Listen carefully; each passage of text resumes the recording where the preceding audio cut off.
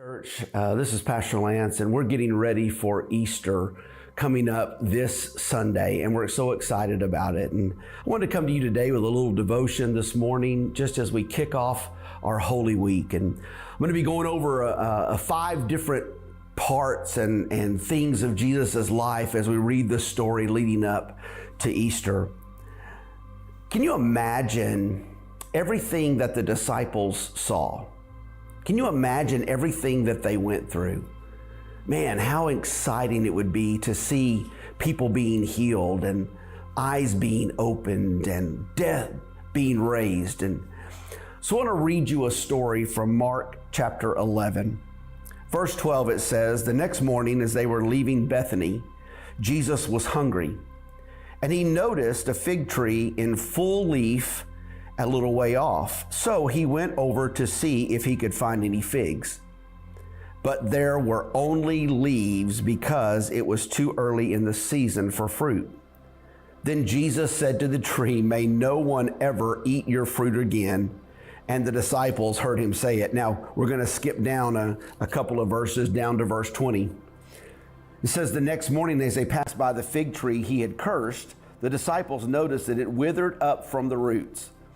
Peter remembered what Jesus had said to the tree on the previous day, and he exclaimed, 'Look, Rabbi, the fig tree you cursed has withered and died.'"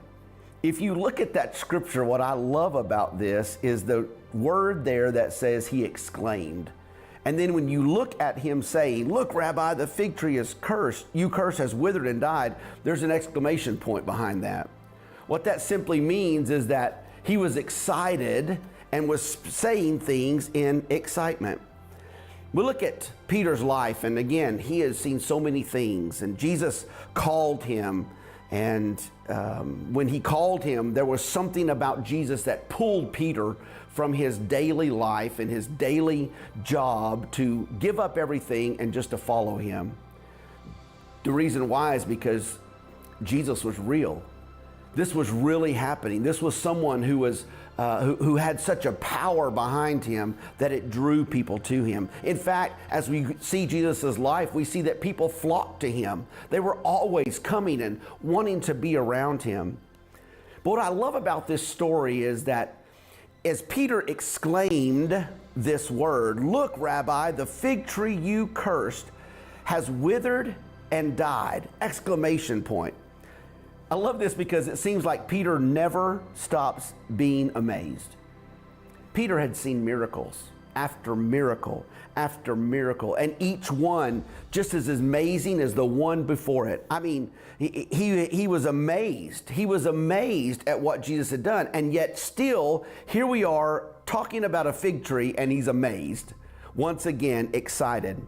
"Who do people say that I am?" is what Jesus asked him one time. And of course, we know the other disciples said, "Oh, some say you're this and some." But Peter jumps up and says, "You're the Christ. You're the one. You're the Son of the living God." Peter was there. Think about this. He was there at the Transfiguration.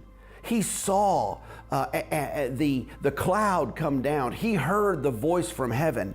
Peter didn't hesitate. He didn't wait for his answers. He jumped right in. He saw the feeding of the 5,000. He saw the raising of the dead. This was everything that Peter saw. All these great miracles, and yet with the cursing and the dead fig tree, he still exclaims, exclamation point. He was still amazed. I want to ask you today, when was the last time that you were amazed by God?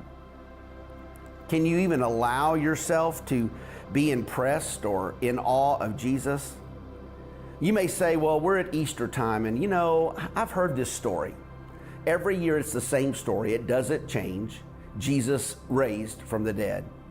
But maybe you've heard it over these many years, and you're to the place of going, "You know what? It just doesn't have any impact on me anymore.